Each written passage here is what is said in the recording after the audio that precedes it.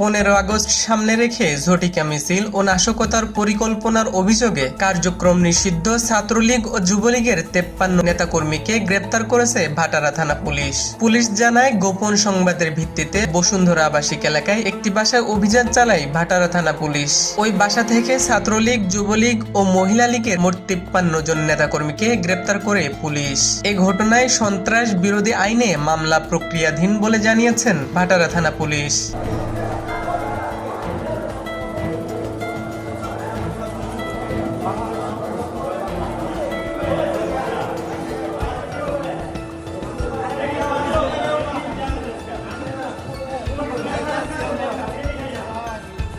সত্তর 80 জন লোক সমবেত হয়েছিল, যেখান থেকে আমরা 53 জনকে গ্রেপ্তার করতে পেরেছি এবং কিছু লোক তারা পালিয়ে গেছে। আমরা একজন মহিলাকে পেয়েছি, যুব লীগের নেত্রী, মহিলা লীগের নেত্রী, যুব মহিলা লীগের নেত্রী।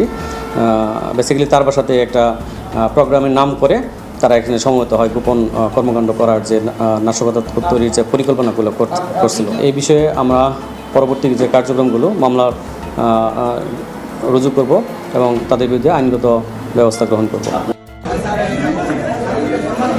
হিমুর রহমান, নিউজ বাংলা.নিউজ, ঢাকা।